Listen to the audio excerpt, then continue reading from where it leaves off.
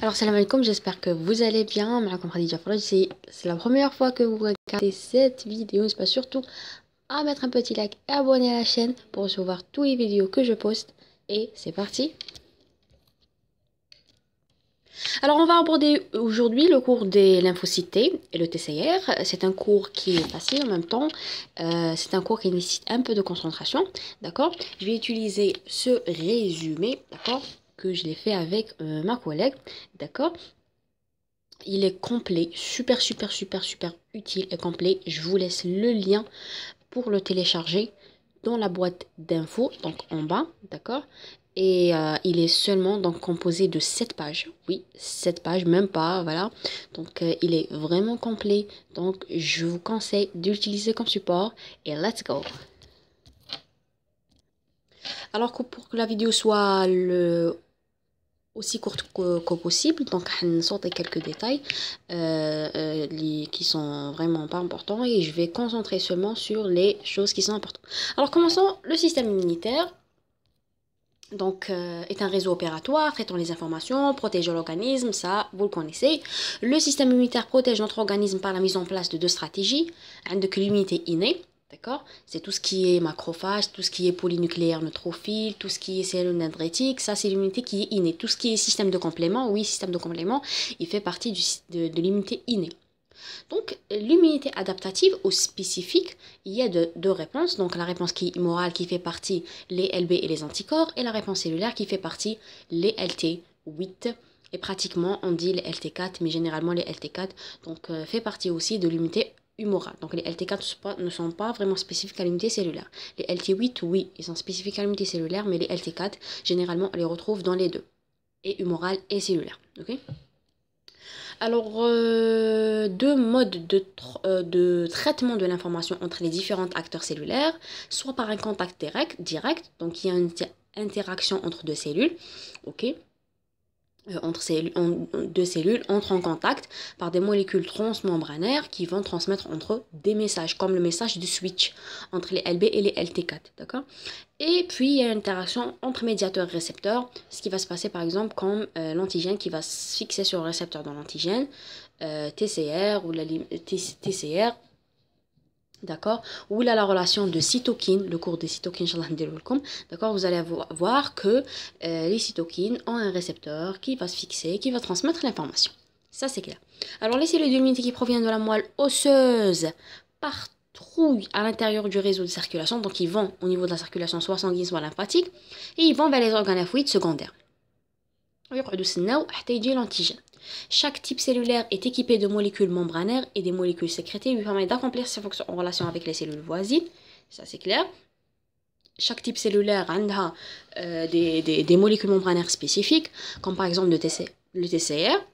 On le retrouve seulement, comme par exemple le TCR, on le retrouve seulement dans les LT, on ne le retrouve pas sur les LB. Les LB, on retrouve le BCR, le CD par exemple, le 19 est retrouvé seulement sur les LB, on ne le retrouve pas sur les plasmocytes. Donc ça, ce sont des molécules membranaires qui sont spécifiques à certaines cellules.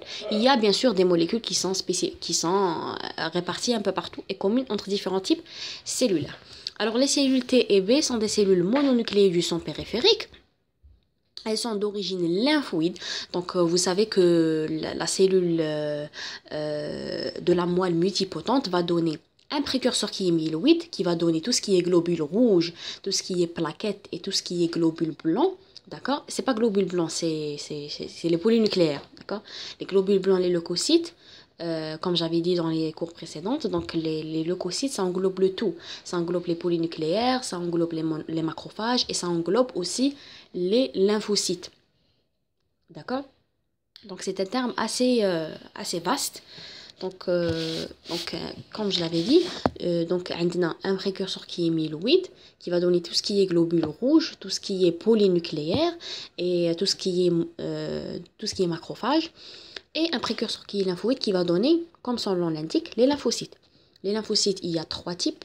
Oui, trois types, les LB, les LT et les cellules NK. N'oubliez pas ça. On a toujours l'impression que les NK ne font pas partie des lymphocytes, or que ce sont des lymphocytes. D'accord? On ne sait pas toujours. Donc les NK font partie des lymphocytes. C'est le troisième type des lymphocytes. Ok, donc les LB et les LT sont d'origine lymphoïde. d'accord? Et qui est l'origine de toutes les cellules sanguines. Ça, c'est la cellule souche hématopoïétique pluripotente. Alors, les LT qui nous intéressent aujourd'hui sont à développement thymodépendant. Donc, ils se développent au niveau du thymus, qui est un organe primaire, organe lymphoïde primaire. On sait que les lymphocytes, donc au niveau des organes lymphoïdes primaires, ils font leur maturation et quand la maturation est complète, ils vont vers les organes lymphoïdes secondaires pour attendre un antigène qui rentre dans notre organisme. Ok? Donc, les LT comptent plusieurs sous-populations intervenant dans diverses fonctions d'activation, de régulation en tant qu'effecteurs cellulaires de la réponse immunitaire. On va voir par la suite. Alors, distribution des lymphocytes. On parle des lymphocytes en général, représentent 20 à 30% des leucocytes du sang. Dans les leucocytes, ça englobe, comme je l'avais dit, les globules rouges. Désolé. Les leucocytes, c'est le synonyme de globules rouges, de globules blancs. Donc, on dit leucocyte ou la globule blanc, c'est la même chose. Ça englobe les lymphocytes, ça englobe les polynucléaires neutrophiles, ça englobe les macrophages. D'accord? C'est un terme vaste. Donc, 4 sites principaux, donc la distribution des lymphocytes, on les retrouve au niveau des organes lymphoïdes primaires, notamment la moelle osseuse et le thymus. D'accord? Et on le retrouve aussi au niveau des organes lymphoïdes qui sont secondaires, notamment les ganglions, la rate.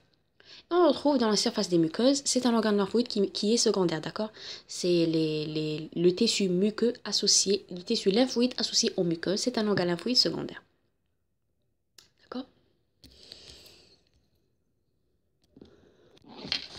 Dans les organes lymphoïdes qui sont primaires, donc on a le site d'acquisition de leur récepteur spécifique pour l'antigène, le TCR pour les LT et le BCR pour les LB, et site d'acquisition indépendant de l'antigène avec mort par apoptose de nombreuses cellules. C'est-à-dire au niveau des organes lymphoïdes primaires, pour la maturation, on n'a pas besoin de l'antigène. Donc les cellules font leur maturation le plus normalement du monde sans intervention de l'antigène. Tandis que l'organe lymphoïde, au niveau des organes lymphoïdes secondaires, c'est le site donc de rencontre avec l'antigène, et puis c'est une phase qui est antigène dépendant. C'est-à-dire que le LT ou le LB, il est là, il est dans l'organe lymphoïde qui est secondaire, il est à l'état inactif. Dès qu'un antigène rentre dans notre cellule, donc il y aura des étapes de différenciation et d'activation notamment de ces cellules. Donc c'est une phase antigène dépendante. Tandis qu'au niveau des organes lymphoïdes primaires où se fait la maturation, c'est une phase qui est antigéno-indépendante. D'accord? La remarque en rouge est fait de la thymectomie, c'est-à-dire quoi la thymectomie? C'est l'enlèvement du thymus. On enlève le thymus. Sur la réponse immunitaire en fonction de l'âge. Pour le nouveau-né, il y aura des troubles majeurs, notamment des infections virales, des infections mycotiques et des infections à germes intracellulaires. Pourquoi? Parce que on sait que le thymus, c'est le site de maturation des LT. Les LB ne sont pas du tout touchés parce que la maturation des LB se fait au niveau de la moelle osseuse. Donc, les LB n'ont pas besoin de thymus. D'accord? Mais l'immunité qui est cellulaire qui fait intervenir les LT, notamment leur maturation se fait au niveau du thymus, qui est un organe lymphoïde qui est primaire. Donc, les LT seront touchés. Puisque les LT seront touchés, on sait que l'immunité cellulaire intervient de tout ce qui est intracellulaire. C'est l'immunité humorale qui intervient de tout ce qui est extracellulaire. Donc, l'immunité cellulaire qui est touchée, donc on aura des infections qui sont virales, parce que le virus, il est à développement intracellulaire, et l'immunité cellulaire est défectueuse. On aura des infections mycotiques à des champignons, notamment intracellulaires, et des germes intracellulaires. Okay? Pour l'adulte, le délai d'apparition est beaucoup plus tardif et la sévérité est moindre parce que l'adulte, quand la réponse immunitaire tchiklet, notamment on a quelques LT, mais chikima, un nouveau-né. C'est un tableau juste de comparaison que je juge pas vraiment important. Vous pouvez le lire à tête reposée, mais ça ne m'intéresse pas vraiment. Okay? Ensuite, arrivé à une remarque très très importante, la remarque 1. Donc, les lymphocytes T et B ne se distinguent pas morphologiquement, même au microscope électronique. Quand on voit un LB et un LT, même au microscope électronique, on n'arrive pas à distinguer, ah c'est un LB et ça c'est un LT. Comment les distinguer, justement? Ils sont différenciés grâce à l'immunophénotypage par la mise en évidence de marqueurs de surface spécifiques. CID, en anglais Cluster of Differentiation, ce sont des molécules qui se trouvent à la surface membranaire. On dit ah c'est un LT, ah c'est un LB. Donc quand on retrouve une cellule qui a sur la membrane cellulaire un CD19, on sait automatiquement que c'est un LB, pas un LT. D'accord? Donc grâce à certaines molécules spécifiques à certaines cellules, on sait que c'est un LB, pas un LT. D'accord? C'est grâce à certaines molécules. Par exemple, une cellule, sur la surface, on trouve un TCR, c'est sûr que c'est pas un LB. D'accord? Les molécules de surface, on les appelle CD, en anglais Cluster of Differentiation, c'est-à-dire des molécules spécifiques. Et l'immunophénotypage, c'est une technique généralement immunologique qui consiste à mettre les cellules, que ce soit un LB ou un LT, en présence de anticorps spécifiques à la molécule membranaire qu'on veut détecter. Les anticorps sont généralement marqués par fluorescence, et puis on détecte le signal fluorescent et on sait parce qu'il y aura une étape de rinçage, c'est-à-dire comme les anticorps qui ne sont pas fixés sur la membrane, je vous prépare dessiner. Rapidement, c'est une technique. Alors un LT, une molécule de surface, on met des anticorps au niveau كيف نحطوهم, et puis elle est marquée par une fluorescence, donc une d'accord. Donc il y aura une interaction s'il y a vraiment présence de cette molécule spécifique, et puis il y aura une étape de rinçage, c'est-à-dire on rince, d'accord, pour enlever tous les anticorps qui n'ont pas fixé, d'accord. Il ne reste que les complexes Hadoma et on détecte la fluorescence, le signal fluorescent s'il y a vraiment cette molécule. Ça, c'est rapidement. Alors, la remarque numéro 2, elle n'est pas vraiment importante, non. Je juge vraiment pas importante pour ce cours-là. D'accord. On attaque directement l'autogénèse des lymphocytes. On a vu déjà l'autogénèse des LB. D'accord. Je vais vous mettre le lien du cours LB dans la boîte d'information pour d'accord. Pour le moment, on parle des LT. Alors, les LT se développent au niveau du thymus au contact du stroma thymique constitué de cellules épithéliales thymiques. Alors, je préfère faire un rappel histologique pour le thymus, d'accord. Donc, le thymus, c'est un organe qui est triangulaire, qui est bilobé. Donc, on a 2 lobes. Donc, c'est un organe qui est formé de 2 lobes. Ces lobes, c'est pas ces lobules. Hein. Donc, ces lobes sont séparés par des trabécules. Peu importe. Donc, chaque lobe, d'accord. Le thymus est un organe triangulaire bilobé, c'est-à-dire contient 2 lobes, d'accord. Et puis, il y a une phrase qui manque, qui dit que chaque lobe est constitué de plusieurs lobules. Et ces lobules sont séparés par des trabécules. Ce sont des séparations hakdaya, fibreuses, etc. Et le lobule thymique est constitué. Donc, on aura le thymus qui est formé de 2 lobes, d'accord. Et puis, chaque lobe est divisé en lobules. Et chaque lobule, on prend par exemple ce lobule. Alors, chaque lobule, qui fait donc, lobule, un autre lobule, un autre lobule, etc. D'accord? Donc, chaque lobule fait une partie qui est corticale, c'est-à-dire le cortex, et une partie qui est médulaire, elle est profonde. La partie qui est corticale, elle est tapissée par un type de cellules, d'accord? On les appelle cellules de l'épithélium cortical, ou la nerve cell, d'accord? Donc, il tapisse un peu partout la surface. Je vais le dessiner comme ça. Donc, on appelle nerve cell. D'accord? Ils n'ont rien à voir avec la différenciation. Ensuite, on aura des cellules en follicule, متجمعين دويرات c'est ce qu'on appelle les LT. D'accord? Les LT.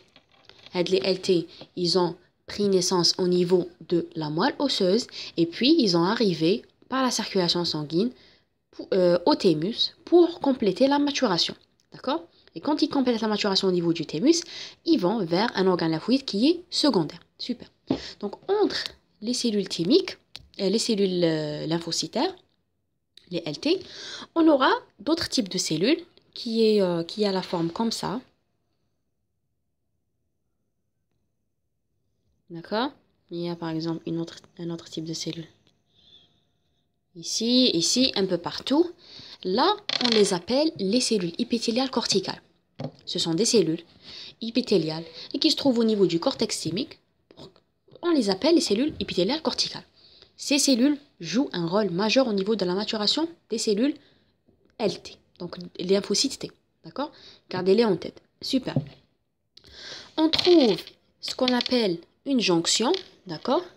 Corticomédulaire. C'est une ligne qui est virtuelle, qui n'existe pas, qu'on appelle la jonction corticomédulaire, c'est-à-dire le point où les deux parties corticales et médulaire, ils se retrouvent à d'accord?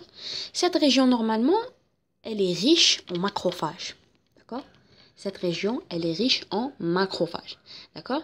Et puis, on aura la médulaire, qui est la partie la plus interne du lobule. Elle est plein de quoi? D'autres cellules qui ont la même forme, j'ai pas bien dessiné, et qu'on les appelle cellules épithéliales médulaires. Ce sont des cellules épithéliales qui se trouvent au niveau de la zone médulaire ou la stroma, le thymocyte, qu'est-ce que je suis en train de dire, du thymus, du lobule thymique. Donc, on les appelle cellules épithéliales médulaires. Ils ont un rôle aussi majeur dans la maturation des lymphocytes T. Et puis, on aura les lymphocytes, bien sûr, T, qui sont ici, TANI. OK? Et on aura un autre type de cellulaires, ce qui sont les CPA. C'est les cellules dendritiques. Je vais les schématiser à cas, donc en rose. C'est les cellules dendritiques qui ont un rôle TANI au niveau de la différenciation et la maturation. Vous allez comprendre quand on va aborder les différentes étapes de maturation. Donc, un lobule qui est constitué d'une zone corticale, d'une zone médulaire. La zone corticale est constituée de lymphocytes T regroupés en follicules, des cellules épithéliales, donc nurse cells, qui n'ont aucune relation avec la maturation, et puis les cellules épithéliales corticales.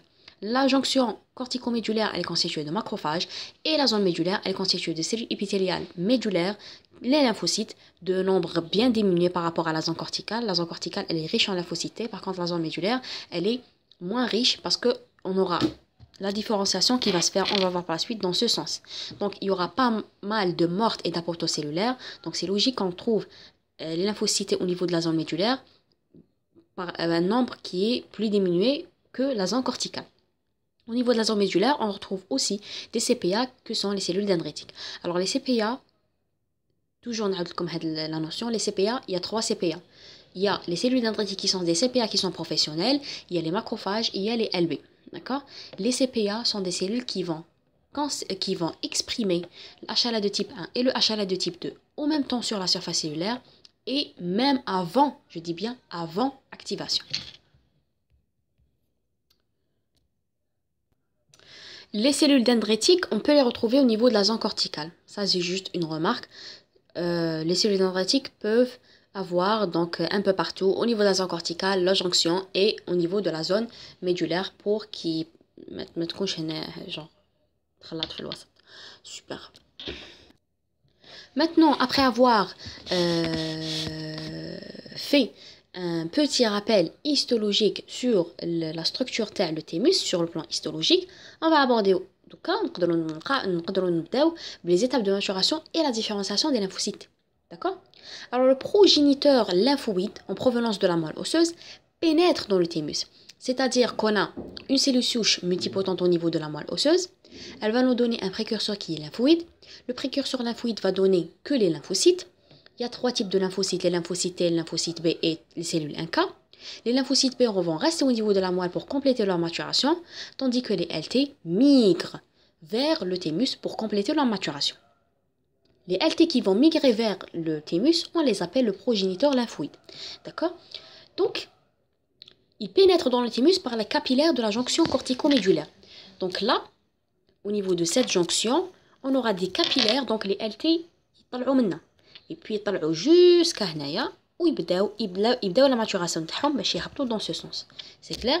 Donc ça, c'est notre lobule, ça c'est la jonction. Donc يدخلوا منا يطلعوا حتى لهنا ويبداو la maturation تاعهم dans ce sens. D'accord? Super. Par la jonction cortico-médulaire, puis migre jusqu'à la région sous-capsulaire et commence ses étapes de différenciation, maturation, dans le sens cortex-médulaire. Il n'y a pas de différenciation dans le sens inverse, c'est-à-dire médulaire-cortex. Ça n'existe pas. Donc c'est toujours le même sens, cortex-médulaire, pour quitter définitivement le thymus, étant devenu un LT mature pour vers les organes lymphoïdes qui sont secondaires. Au cours de ces différentes étapes, le progéniteur prend le nom de prothymocyte puis thymocyte et passe par trois principales phases. La première phase, c'est la phase de thymocyte double négatif. Pourquoi on les appelle double négatifs? Parce qu'à ce stade, il n'y a pas d'expression sur la surface membranaire ni de CD4 ni de CD8. On les appelle double négatifs. Je maintiens négatif en immunologique, c'est-à-dire qu'ils n'existent pas.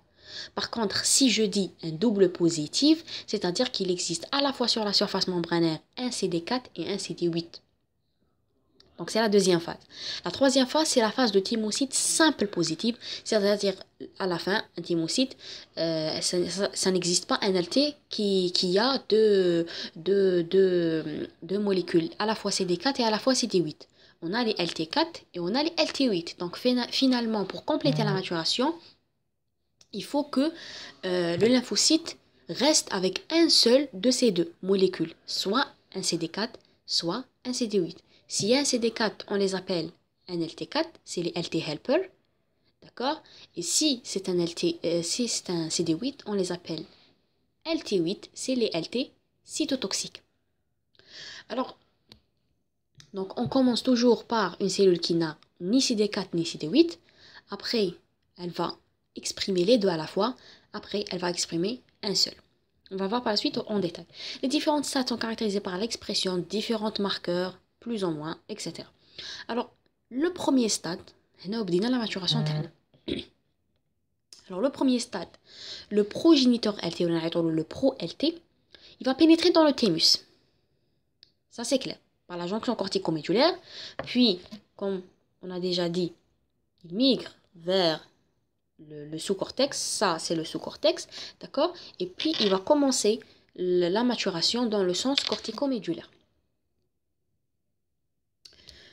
Alors, ce lymphocyte T, il exprime encore les marqueurs de la cellule souche hématopoïétique de la moelle, notamment le TDT. C'est une enzyme, peu importe, sans rentrer dans les détails, juste une remarque très très importante. Votre immunologie, n'essayez surtout pas de rentrer dans les détails qui sont pas vraiment importantes, parce que كل ما كيفاش نقول لكم تعمقتوا اكثر كل ما غرقتوا اكثر ونسيتوا الجوهر تاع الحاجه.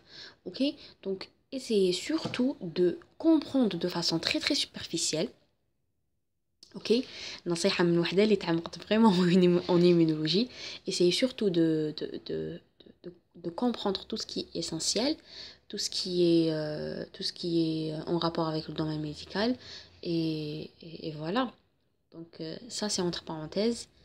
Ouais, ça c'est entre parenthèses. On revient. Alors stade 2. Le stade 2, c'est le stade double négatif 1. La maturation comporte plusieurs stades. Le premier stade, c'est le progéniteur T. Les J, la moelle osseuse au niveau du thymus pour commencer la maturation. D'accord? Le stade 2, c'est le stade de double négatif. C'est-à-dire c'est une cellule qui ne comporte sur la surface, qui n'exprime sur la surface ni un CD8 ni un CD4. OK? Le prothymocyte ou le pro-LT, CD34. CD34, généralement, c'est un marqueur que même la cellule multipotente au niveau de la moelle, la cellule souche multipotente, l'exprime. Ce n'est pas un marqueur spécifique au LT. D'accord? Pour qu'on soit d'accord. Il continue à exprimer le TDT, c'est une enzyme, peu importe, et le CD117, signe de prolifération. Ce sont pas spécifiques aux LT, je répète, pas spécifiques aux LT. Alors, les premières molécules de surface des LT, ils vont apparaître. Minhom, le CD2, le CD5. Quand j'écris CD2+, c'est-à-dire il y a expression de cette molécule. Quand j'écris CD2-, par exemple, c'est-à-dire que cette molécule n'est pas exprimée sur la surface. Ça, ce sont des codes quand vous savez en immunologie. Donc, elle exprime le CD2, le CD5, le CD7, le CD1, qui est le marqueur des thymocytes corticaux, sont exposés sur la membrane. Donc, le CD1, généralement, c'est un marqueur qui marque les thymocytes qui se trouvent au niveau de la zone corticale du thymus. Donc, à ce stade, donc, les thymocytes corticaux ne possèdent ni CD4 ni CD8, ils sont dits double négatifs, DN. Les récepteurs spécifiques de l'antigène n'est pas une surface, cependant, les gènes qui codent pour le TCR gamma-delta font l'objet de réarrangements génétiques alors que les gènes bêta sont en configuration germinale. Qu'est-ce que ça veut dire? Alors là, je vais dessiner rapidement un récepteur TCR alpha-bêta. Alors, il faut savoir que le récepteur TCR, il y a deux types. Alors, le TCR alpha-bêta et le TCR, désolé, et le TCR gamma-delta. Ok? Donc, où je les lettres. Donc, le TCR alpha-bêta, c'est-à-dire qu'il est constitué de deux chaînes polypeptidiques, alpha et bêta. Le TCR gamma-delta, c'est-à-dire qu'il est formé de deux chaînes polypeptidiques, gamma et delta. C'est tout. Alors, le plus important, c'est ça, le TCR alpha-bêta, parce que le TCR gamma-delta, il est retrouvé que c'est chez une population qui est mineure de LT. On va voir par la suite. D'accord? Donc, je vais dessiner rapidement le TCR alpha-bêta parce que c'est le plus important. Imaginez-vous que ça, c'est la bicouche lipidique. Ok?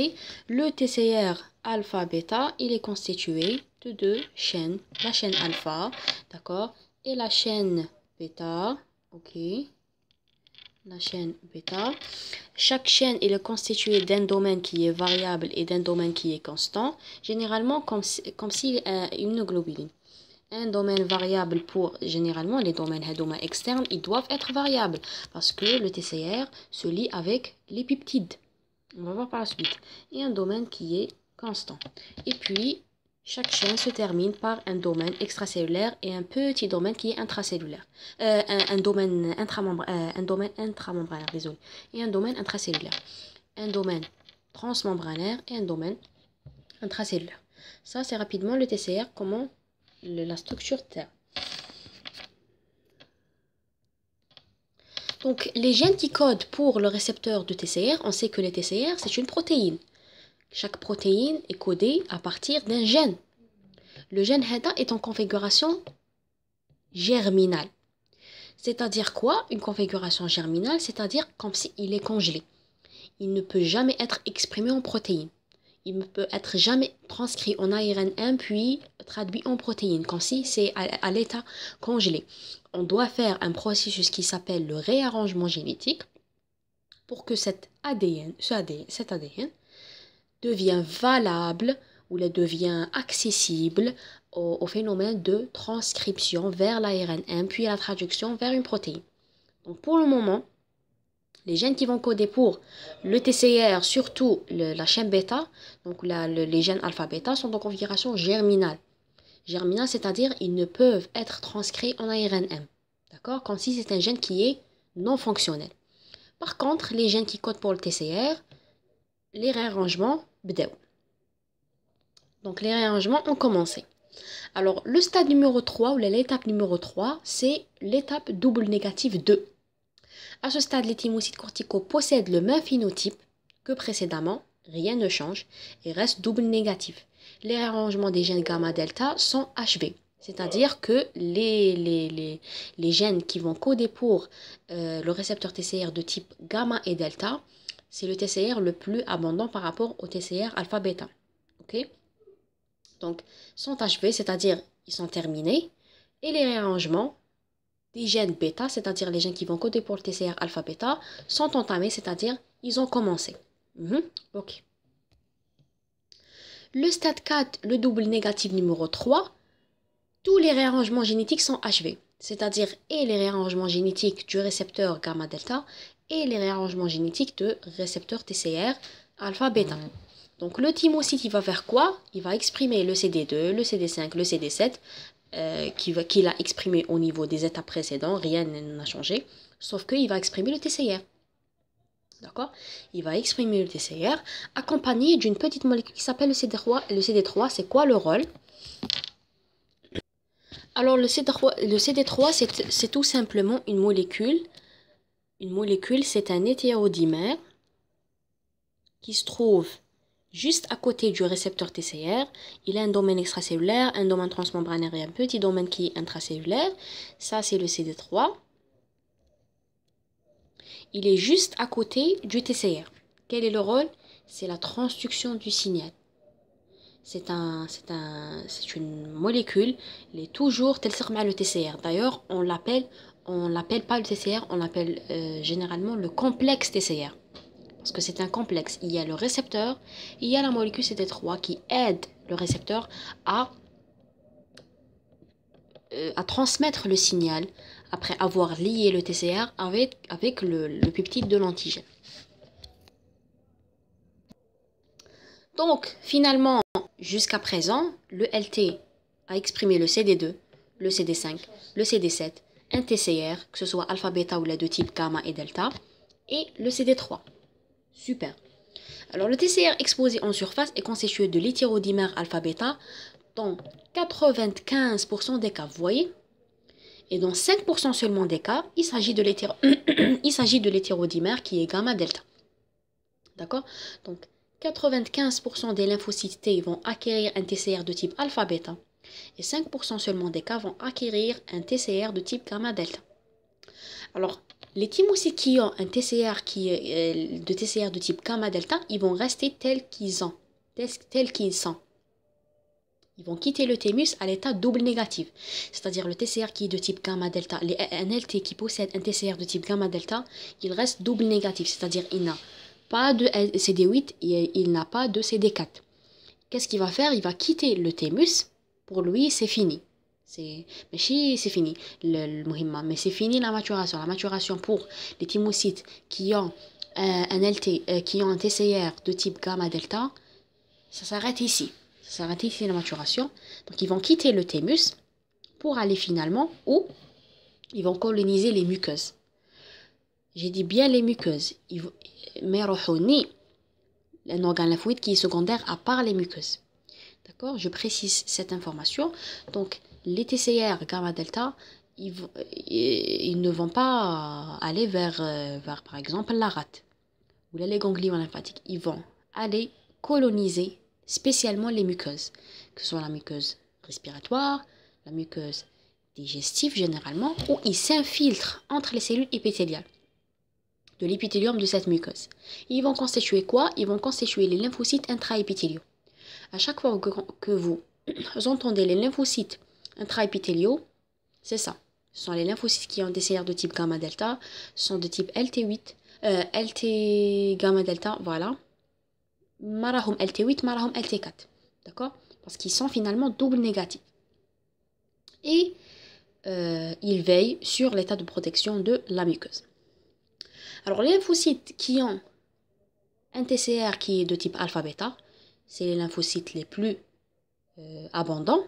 Donc, ils vont exprimer, cette fois-ci, le CD8 et le CD4 en même temps sur la surface cellulaire. Donc, il devient quoi? Après avoir été double négatif, ils vont devenir double positif. Ils vont poursuivre leur maturation dans le thymus. D'accord? Donc, les lymphocytes qui ont un TCR gamma-delta, ils vont coloniser les muqueuses. Tout ce qu'ils ont, tout le reste qui ont un TCR de type alpha-bêta, ils vont compléter la maturation, ils vont continuer la maturation plutôt, et ils vont acquérir deux molécules nouvelles qui sont le CD8 et le CD4, dans ce cas-là, on les appelle double positifs. Ils vont poursuivre la maturation qu'on va voir par la suite. Alors, juste une remarque, les gènes du TCR sont réarrangés grâce à l'expression de l'enzyme RAJ1, RAJ2. Vous allez voir dans le 3e trimestre, dans les maladies héréditaires généralement. Donc, on aura des mutations, etc. Donc, congénitales. Donc, ces enzymes-là, ils ont un rôle dans le réarrangement des gènes. On a dit que les gènes sont tout d'abord dans l'état de non réarrangés, puis ils sont réarrangés par certaines enzymes pour qu'ils puissent être transcrits en ARN.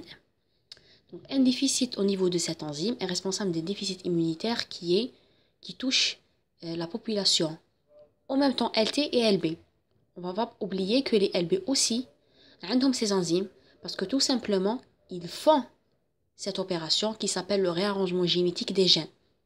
Plusieurs gènes, si vous revenez à la vidéo des LB que j'ai fait, d'ailleurs je vais mettre le lien dans la boîte d'infos, vous allez remarquer que les LB aussi ont un gène qui ont été à l'état non réarrangé, puis ils passent à l'état réarrangé grâce à ces enzymes-là. Le déficit, il touche donc la population LT et LB. C'est un déficit qu'on l'appelle, vous allez voir dans le 3e trimestre, c'est un déficit qui est combiné, sévère. Donc c'est un déficit qui est combiné parce qu'il combine les deux populations, lymphocyte T et lymphocyte B. Ok? Ça c'est juste entre parenthèses. Alors, c'est bon, on a un LT qui est un TCR alpha-bêta.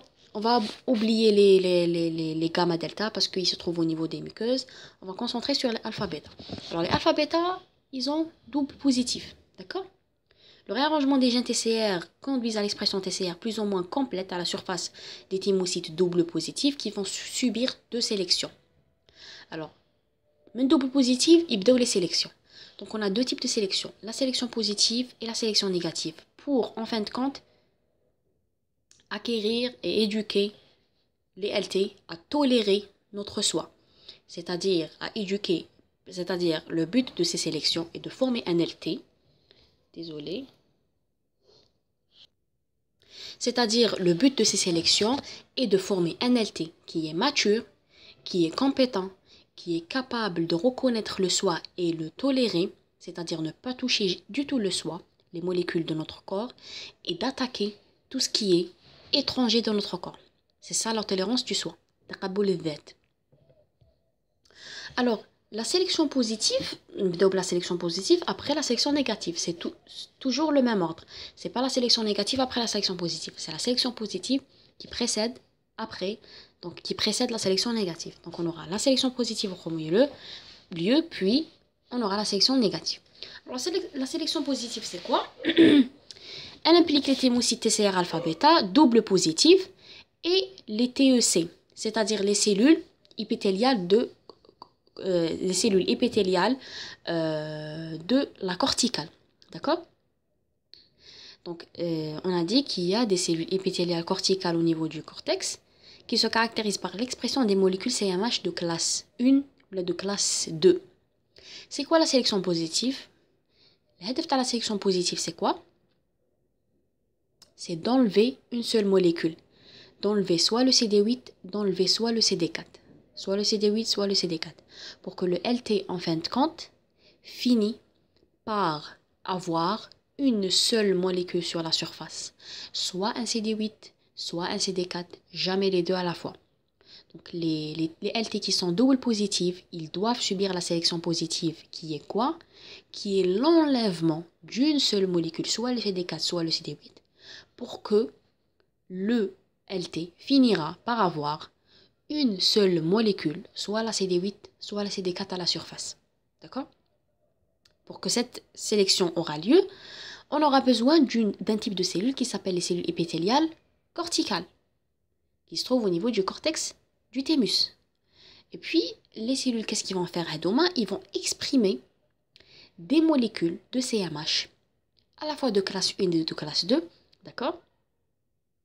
Et ils vont exprimer à l'intérieur de ce CMH un peptide qui est généralement du soie, d'accord?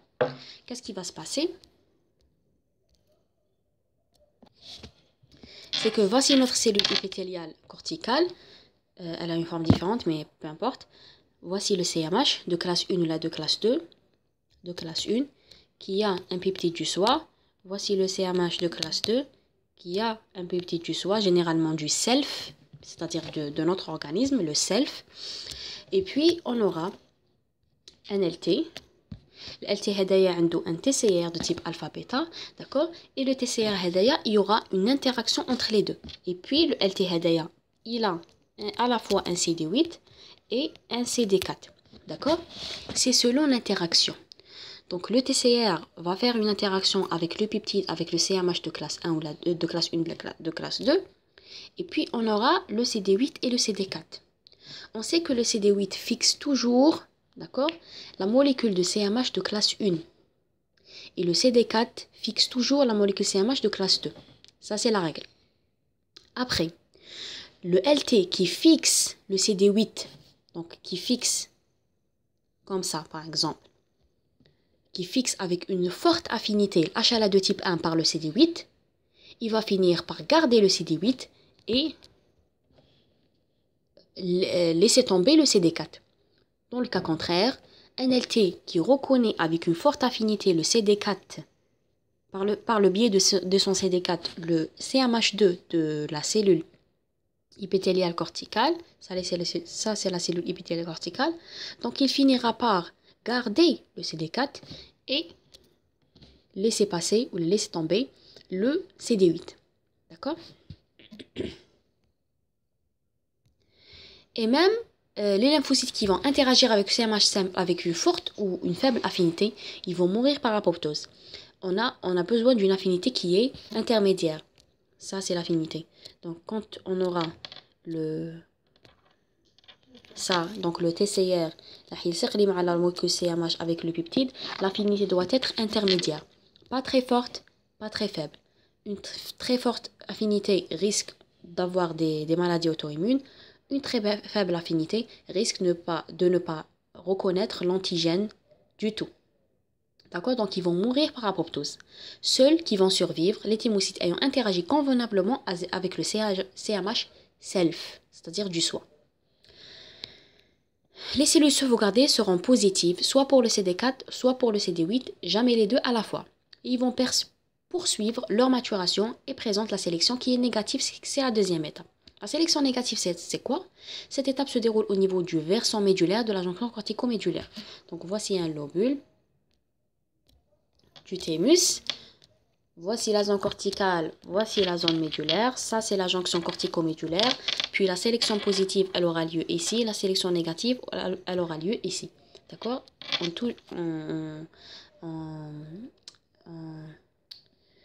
Le mouvement toujours se fait de la zone corticale vers la zone médulaire, d'accord? Donc, la sélection négative se trouve au niveau du versant médulaire de la jonction cortico-médulaire. C'est quoi la sélection négative? En présence de cellules présentatrices d'antigènes, on a dit que les cellules dendritiques sont un peu partout. Donc, ce sont des cellules présentatrices d'antigènes, ainsi que les cellules épithéliales de la médulaire, qui vont exprimer à la surface. Quoi? Donc les cellules dendritiques expriment à la surface une molécule de CMH, que ce soit une molécule 2 ou la molécule de type 1. C'est selon le CD4, parce que les LT, il y a CD8, il y a CD4, super. Les thymocytes qui ne réagissent contre les peptides du soie sont sauvegardés, c'est-à-dire sélectionnés, et peuvent quitter le thymus. C'est-à-dire les thymocytes qui ne vont pas réagir avec les peptides de notre organisme, ils sont validés, ils sont bien, donc ils vont quitter le thymus. Ils sont matures. Ceux qui reconnaissent le peptide du soi ou du self avec une forte affinité, ils vont finir par mourir par apoptose. À la fin de la maturation intrathymique, les thymus donnent naissance à des lymphocytes T naïfs. C'est quoi un thymocyte T naïf? C'est-à-dire un thymocyte qui n'a jamais reconnu un antigène FIHIADO. C'est-à-dire c'est un LT qui est mature. Mais jamais ma FIHIADO تعرف على un antigène. C'est-à-dire c'est un LT mature. C'est comme un étudiant en première année, mais ici c'est après la même chose. Donc, jazz à la maturation, donc juz le bac mais مازال ما بداش لا ميتين سي تو سامبلومون صعب je مازالش نساوها donc les lymphocytes naïfs ils ont passé la maturation mais ils n'ont jamais reconnu un antigène donc ils restent au niveau des organes lymphoïdes secondaires pour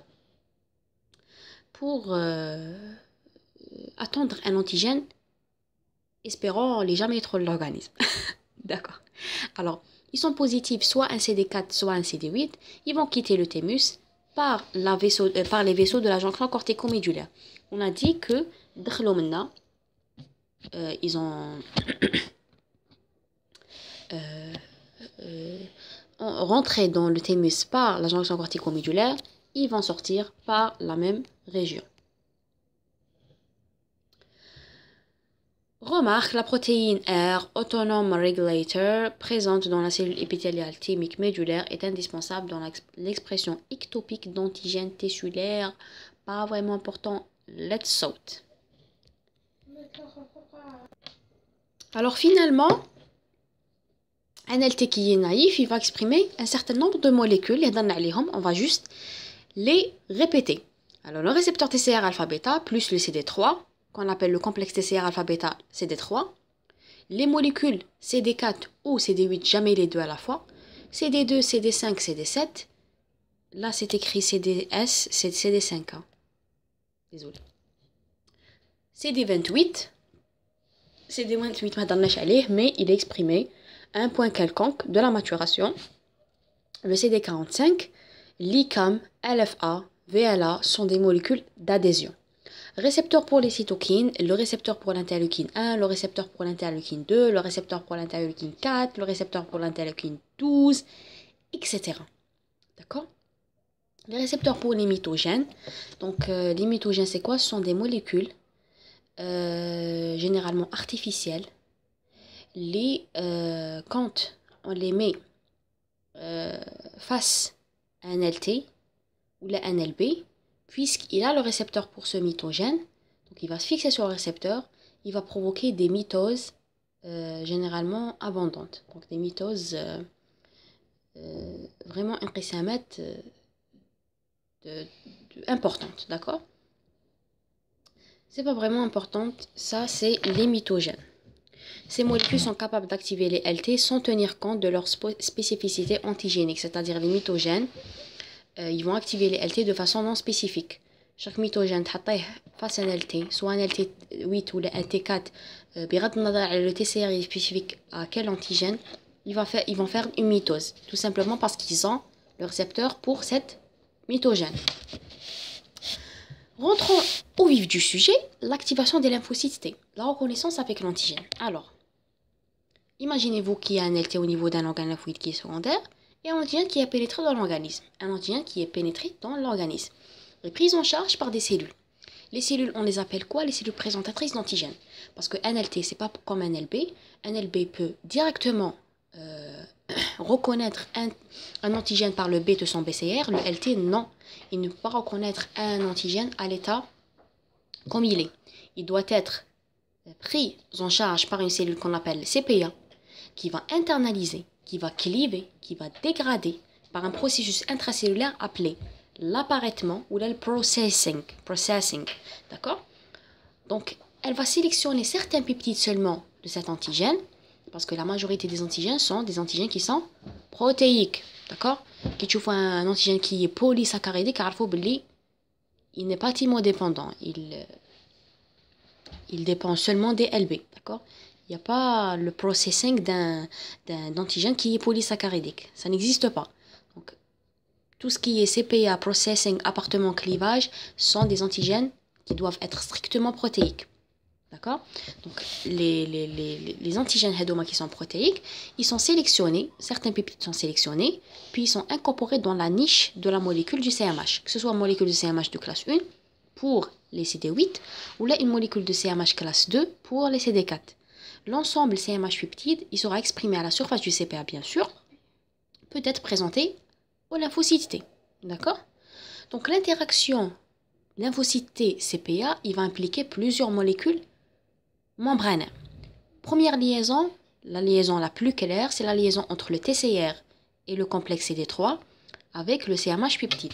Donc, Là, on a CPA, qui est un CMH. On va prendre l'exemple d'un LT4. Donc ça, il s'agit d'une molécule CMH de classe 2. Il y a une partie peptidique de l'antigène qui est rentré de nature protéique. Et là, on a le LT4 qui a obviously le CD4, le TCR. Ok? Donc il y aura quoi? Il y aura interaction entre le CD4 avec le CMH classe 2. Il y aura interaction entre le TCR avec le peptide header. D'accord? Ça, c'est le premier signal. D'accord? Donc, la liaison entre TCR, CMH, peptide d'une part, et entre le CD4 ou le CD8, CMH2, CMH1 d'autre part, constitue le premier signal d'activation. D'accord? C'est le premier signal d'activation.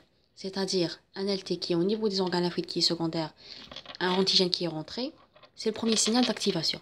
Puis, d'autres molécules interviennent, comme le CD28. Le CD28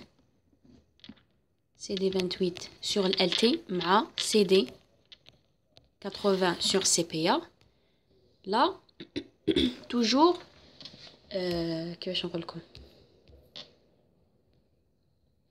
là, toujours, ça, c'est la molécule sur le LT, ça, c'est la molécule sur CPA. Molécule sur le LT, molécule sur CPA. LT, CPA, LT, CPA. C'est toujours le même sens. D'accord? Super. L'ensemble de ces interactions, dont le chef de file est la liaison CD28-CD80, c'est la plus importante, et le CD28-CD86, constitue le deuxième signal d'activation. Donc le premier signal, c'était la liaison entre les TCR et le CMH, et le CD8 et le CD4, le CMH2 ou la 1. Deuxième signal d'activation, ce sont les molécules qui sont complémentaires, notamment le CD28 avec le CD80, le CD28 avec le CD86. Alors l'activation des LT, le contact avec un LT CPA est basé sur les interactions de type ligand-récepteur des molécules de surface qui se regroupent, ce qui va provoquer l'activation de certaines enzymes à l'intérieur de la cellule. C'est les protéines tyrosine kinase. D'accord? On contacte des régions intracytoplasmiques du TCR, riches en motifs d'activation basés sur la phosphorylation de la tyrosine. D'accord? Donc, le module de transduction, donc il est tyrosine dépendant, donc le récepteur est d'ailleurs, il est basé sur la phosphorylation de la phosphorylation de la tyrosine, d'accord? Par l'enzyme qui s'appelle protéine tyrosine kinase, c'est-à-dire elle phosphoryle, d'accord? Donc, elle phosphoryle les motifs tyrosine. Donc, il y aura une cascade qui va aboutir à l'activation de facteurs de transcription et notamment l'activation de certains gènes. Alors, le phénotype d'activation des LT, les LT qui vont activer, ils vont changer par rapport à un LT qui est naïf. Un LT qui est naïf, il est différent un petit peu par rapport à un LT qui est activé. Différent en quoi? Eh bien, un LT qui est activé par une CPA, il va exprimer des molécules qui sont les suivantes. Le CD25. Le CD25, c'est tout simplement la chaîne alpha du récepteur de l'interleukine 2. Un LT qui est activé, il va exprimer à la surface la chaîne seulement alpha du récepteur de l'interleukine 2. Parce que la chaîne, l'autre chaîne, j'ai oublié le nom de ça, elle est exprimée de façon constitutive. Et puis la chaîne alpha, elle vient compléter le récepteur. Donc là, dès qu'on voit un CD25 ou la chaîne alpha du récepteur de l'interleukine 2, on sait que c'est un LT qui est activé. Il n'y a pas d'autre explication. Les molécules CMH de classe 2, oui, un LT peut exprimer des molécules de CMH2 après activation. Le CD40 ligand, CTLA4, ou là on l'appelle aussi CD152, ce sont des synonymes. Le CD71, récepteur de la transférine, peu importe. Le CD49 de la chaîne VLA1, qui est le récepteur pour la laminine. Les plus importantes à retenir, c'est le CD25, le CD40 ligand et les molécules CMH de classe 2. C'est purement hafeda. On va aborder une notion rapidement, c'est la fonction helper des lymphocytes T activés. Alors, tout ce qui est lymphocyte helper, c'est un LT4. On ne peut pas avoir un lymphocyte helper de type LT8. Ça, c'est clair. Donc, le helper, c'est LT4. Qui roule comme helper, c'est un LT4. D'accord? Les LTCD4 activés, ils vont... Parce que, au niveau d'un organe lymphoïde secondaire, on a les LT8 et les LT4. Quand un antigène, il va rentrer, il ne va pas solliciter seulement, il ne va pas activer seulement les LT4. Il va activer les LT4 et les LT8. Donc, ça fait pratiquement en même temps. Donc, on a les LT4 qui sont activés. Alors, les LT4 qui sont activés, ils vont sécréter un ensemble de cytokines pour activer d'autres types cellulaires, comme l'interleukine 2, l'INF-gamma, l'interleukine 4, la liste est longue. Donc, LT4, donc LTCD4 est alors appelé LT helper. Donc, T helper 0. Donc, T helper 0, c'est-à-dire quoi? C'est un LT4 qui est activé. D'accord? Retenez-la comme ça. Un LT4 qui n'est pas activé, il est appelé LT4. Un LT4 qui est activé par un antigène, il est appelé TH0.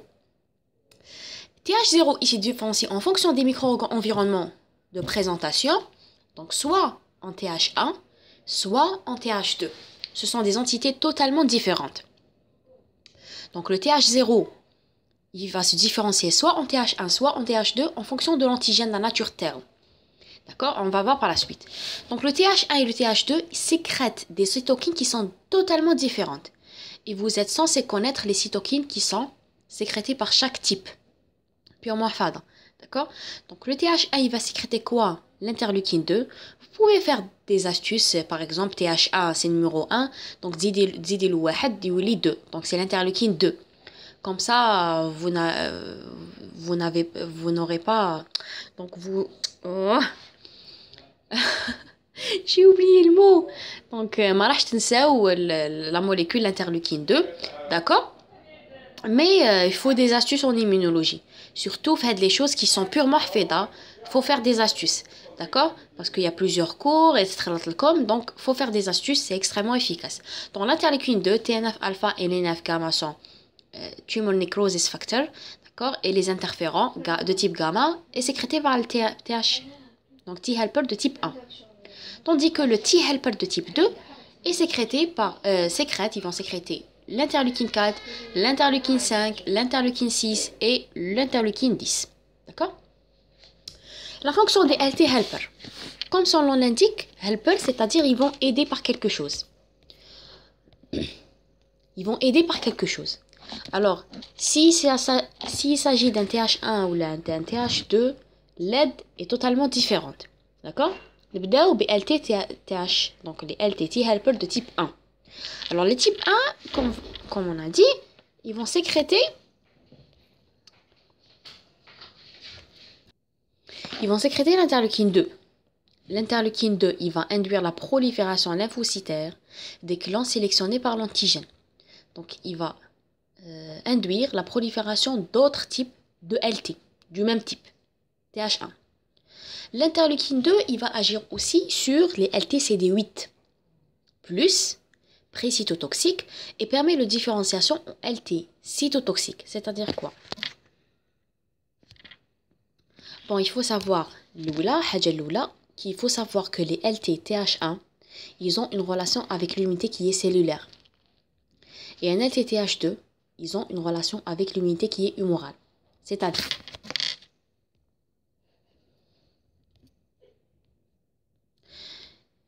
On a un LT4 qui est pas activé. On va le schématiser par un moins. Il a reconnu l'antigène par la B200TCR. Il a devenu activé. Il est devenu activé. Donc, on zoloupe plus. D'accord? Il est activé. C'est le synonyme de TH0. D'accord? À partir du TH0, on aura deux destinations. Soit de type, il va se différencier soit de type TH1 qui va sécréter ses propres cytokines, soit de type TH2 qui va sécréter ses propres cytokines. Alors comment le LT4 sait à quel type il va se différencier? C'est selon la nature de l'antigène. Si c'est un antigène à développement intracellulaire, donc on aura besoin de l'unité qui est cellulaire. Tout ce qui est en rapport avec l'immunité cellulaire, c'est le type TH1. D'accord? Le TH1, il est spécifique à l'immunité cellulaire. Si c'était un antigène à développement extracellulaire, donc on aura besoin de l'immunité hémorale. Et j'avais dit au niveau de donc le début du cours, les LT4 ne font pas partie de l'immunité cellulaire ni de l'immunité hémorale. Ils font partie des deux immunités. D'accord? Donc si c'était un antigène qui est à développement extracellulaire, donc on aura besoin, cette fois-ci, des TH2 qui sont spécifiques à la réponse humorale. Maintenant, après avoir compris ça, on aborde les TH1. Alors les TH1 sont spécifiques dans la réponse cellulaire. Donc dès qu'il y aura un TH1 qui est formé, d'accord? En même temps, il y a plusieurs processus qui se passent, qui sont, voici un LT8 qui n'est pas encore activé. L'antigène, il est activé en LT8, on les appelle pré-C, c'est-à-dire pré-cytotoxiques, parce qu'ils vont attendre un signal, mais les LT helper, d'accord? Le LT8 pré-cytotoxique ne peut jamais se différencier en un LT cytotoxique sans l'intervention des LT helper, de type 1 bien sûr, parce qu'on est dans la réponse cellulaire. Donc le T helper, il va faire quoi?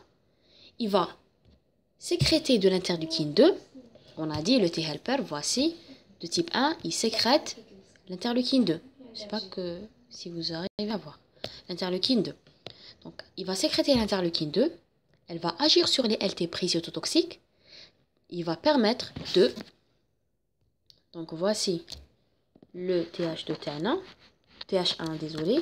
Il va sécréter l'interleukine 2, qui a son propre récepteur sur les LT8. D'accord? D'ailleurs, c'est un marqueur de différenciation. La chaîne alpha, si vous vous souvenez. Donc, LT8 peut se différencier en LT cytotoxiques, qu'on les appelle LTC.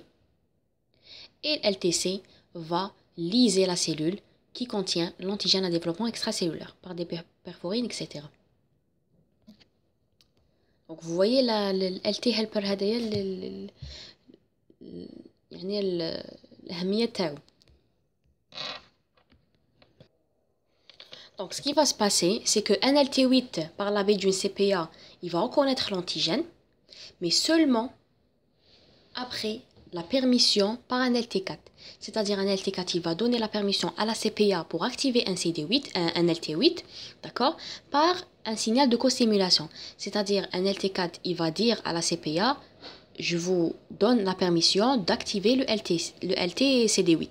Mais ce n'est pas de façon verbale, c'est de façon de molécule de co-stimulation. C'est-à-dire le CD40 ligand qui se trouve au niveau de la surface des LT CD4, avec le CD40 qui se trouve au niveau du CPA, il y aura une interaction et CPA comprend qu'il y a une permission.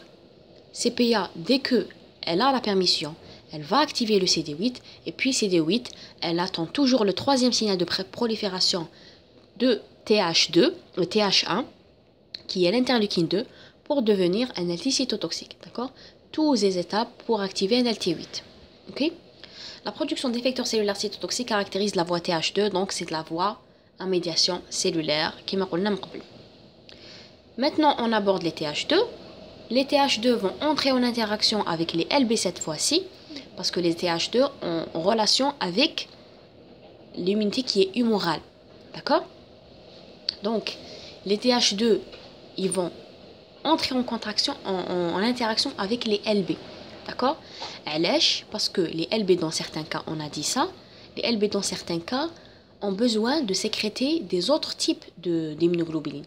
Si les LB n'entrent pas en interaction avec les LT, donc il y aura toujours la sécrétion d'un seul type d'IgM, si d'immunoglobuline, c'est l'IgM. Si LB veut sécréter par la baie des plasmocytes un autre type, elle a besoin de faire une coopération avec les LT. D'accord?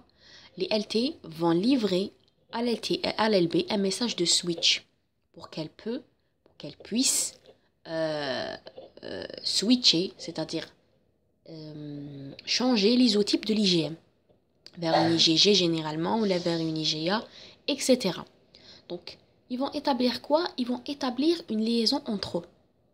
c'est comme pratiquement la liaison qu'on a vue juste au début, la liaison entre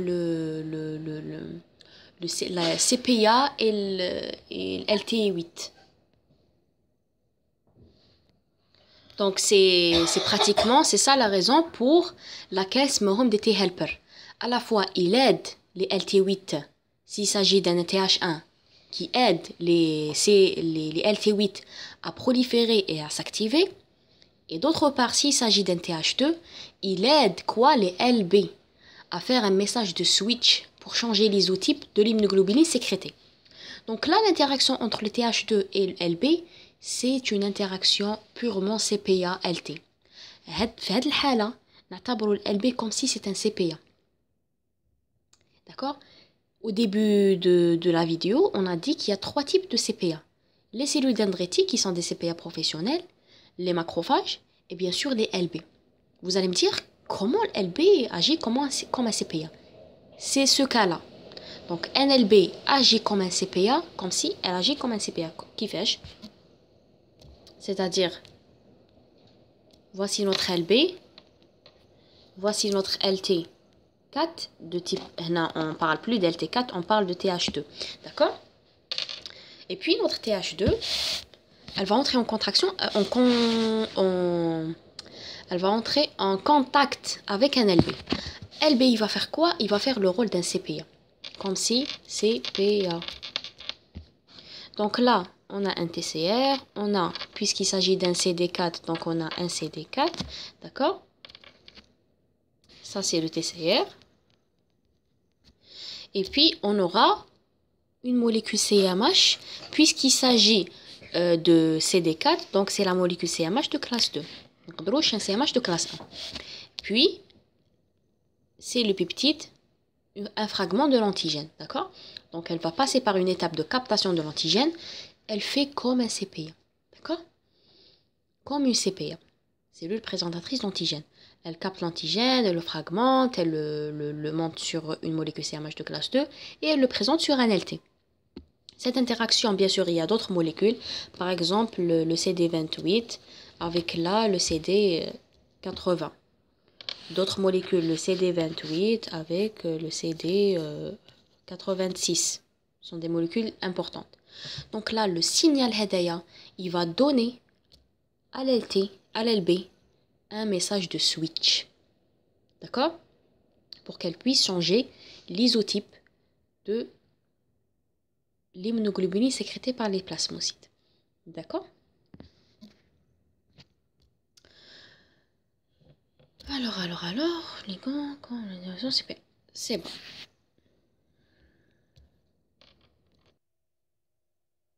Alors, le signal le plus important, c'est le signal de switch. Par exemple, d'une IgM vers une IgE, mais ce n'est pas le switch le plus important. Le switch le plus fréquent, c'est d'une IgM vers une IgG. D'accord? La réponse immune est orientée vers une production d'effecteurs humoraux, les anticorps, les immunoglobulines. Il faut savoir qu'il y a d'autres types de cellules T, c'est les LT régulatrices. Ce sont des LT4. D'accord? Ils sont régulatrices. Ils appartiennent au système régulateur qui vont intervenir de nombreux types cellulaires qui vont d'éviter le débordement d'une réponse immune ou la génération de réponses auto-immunes. Ils sont là pour surveiller et contrôler le déroulement de la réponse immunitaire. En fin de compte, il y a deux populations de lymphocytes. Il y a les lymphocytes TCR qui ont un TCR alpha-bêta, ce sont les plus fréquentes. On a dit qu'ils représentent 95% des lymphocytes. Et on a les lymphocytes T, bien sûr. Et on a les LT, ATCR, gamma, delta, qui représentent seulement 5%. Alors, les lymphocytes TCR alpha-bêta, parmi eux, on compte les LTCD4 et les LTCD8. Les LTCD4 représentent une entité hétérogène de cellules, étant donné qu'ils se subdivisent en LTCD4 conventionnels, qui expriment le CD25 seulement après activation, et les LT régulateurs. Les LT régulateurs font partie des LTCD4. Mais il y a les LT qu'on a juste parlé, c'est-à-dire le TH0, le TH1, le TH2, ce sont les LT qui sont conventionnels et qui vont exprimer le CD25 seulement après activation. C'est-à-dire la chaîne alpha de récepteurs de l'interleukine 2, ils vont, quand ils